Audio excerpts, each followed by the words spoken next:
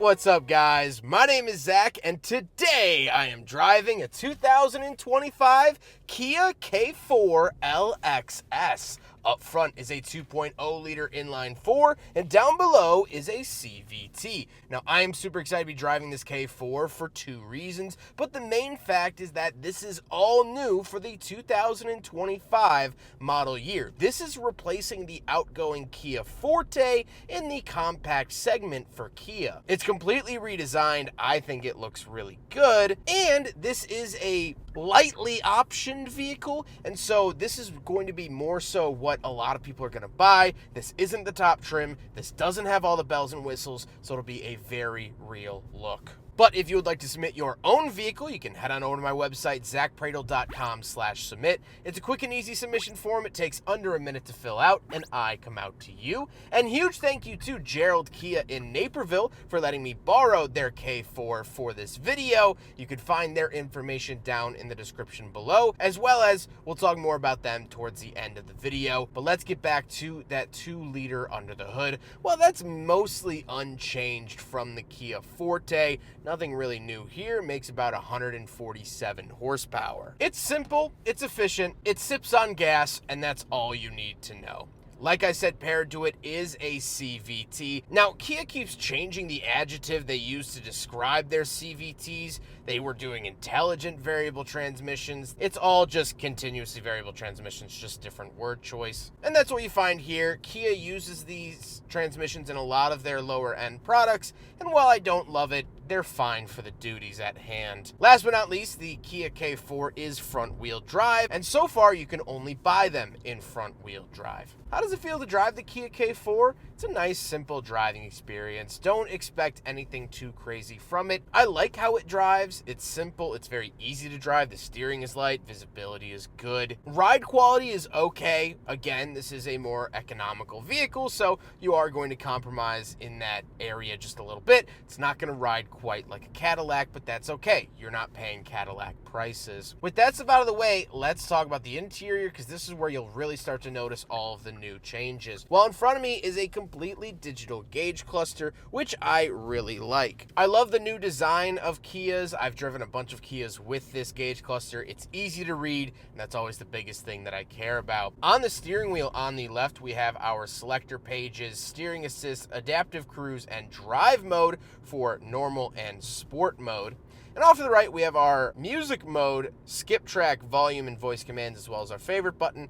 And I like the off-center Kia badge on the steering wheel. Really reminds me of like 80s and 90s GM products. Absolutely love that feeling. Off to the left, we do have a climate control vent, gauge dimmer switch, power parking brake, and traction control off. And moving out of the door, power mirrors, power locks, and power windows. Moving into the center, we get our large infotainment screen. So really enjoy this. This is Kia's updated system. And while it doesn't have any fascinating, cool, or unique apps, I think it looks good, feels good, and it does have wireless Apple CarPlay and Android Auto. And here is the backup camera in case you were curious. Down below that, physical volume and skip track buttons. This is awesome. We'll talk about this in a second, but you have your volume scroller here in the center, which is great. Then we have our 2 climate control vents and the hazard switch, and then we have our physical climate controls. Absolutely love this fan speed. It's sort of builds as you get higher speed, and same with the temperature. The temperature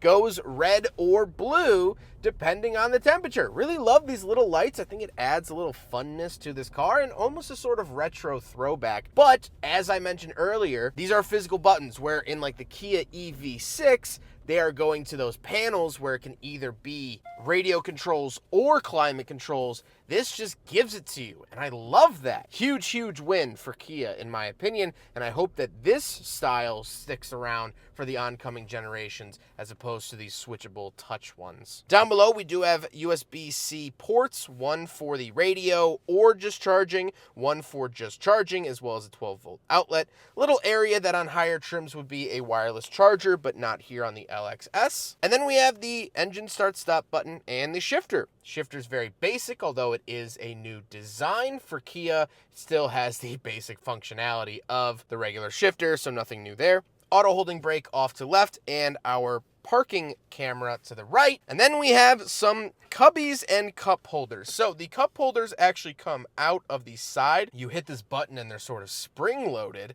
taking a page out of the EV9's playbook. And along with the EV9, we'll do a big friggin' bottle test. And because of this, they actually do pass. So the Kia K4 passes the big friggin' bottle test. Center console doesn't have anything in it, and then we'll talk about the seats. These are the base cloth seats. Nothing new here, nothing interesting here. They're not hurting my back on my time with the car, but I also haven't driven it too far of distance, so I can't really speak on that. They're fine, they're doing the job, but you can upgrade to nicer leather interiors as you climb the ladder. However, speaking of seats, we do have back seats, so let's go do a back seat review. One thing I definitely don't love about the back seats, even just getting in, is the handles on the outside. Don't love those. Once we are back here, the basicness really starts to hit you over the head. The seats are pretty hard. I don't get a center console. I don't get climate vents. I do have 2 USB-C chargers. Love to see that. The backs of the seats are completely flat.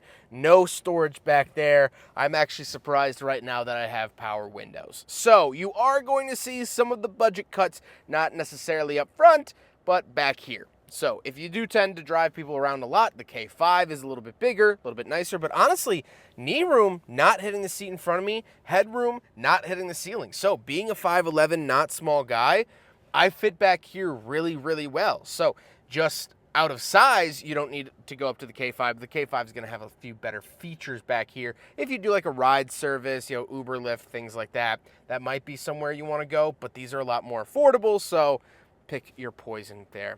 Let's hop into the very back. We'll take a quick look at the trunk and cargo space, and then we'll talk about the looks. All right, around the back of the Kia K4, big button right here, and it pops it up most of the way. Who left that in there? Oh, that's crazy. Oh, wow. Anyway, here is the rear trunk space of the K4. Again, like the rear seats, you get tons of space. There was a period, probably throughout the late 2000s, early 2010s, where economy cars, compact cars, did not have a bunch of space in the trunk. But I'm happy to report that that is coming back. And so very, very cool to see that. That is the trunk of the K4. Now we gotta talk about the looks, and this is a big, big win for the Kia K4. I think it looks absolutely fantastic and is a very, very healthy upgrade over the outgoing Forte. I think it looks wonderful. However, I do want to say that this is the LXS, again, a very basic trim level of the K4, and it doesn't get the bigger wheels. I would definitely recommend the bigger wheels, at least aesthetically, because these do kind of look a little bit budget, a little bit cut rate for this car, but wheels can always be changed. With all of that being said, let's get on to my final thoughts. What do I think driving the Kia K4 as it is brand spanking new? Well, it's really cool to drive something that is so new. This literally was rolled off a truck earlier today, and now I'm reviewing it. So great to see that. I think the K4 does a couple of things really, really well. Like I said, those climate controls and physical radio buttons are an absolute win over the rest of Kia's vehicles. I think the styling is a big win. I think it looks fantastic, and it does look more modern and hip than the outgoing Forte. I like the driving feel. I think the 2-liter inline-4 is enough. I think the CVT works well enough. Not really bothered by it. And the only real downsides of this car, at least that I've seen in my time with it, have been trim-related.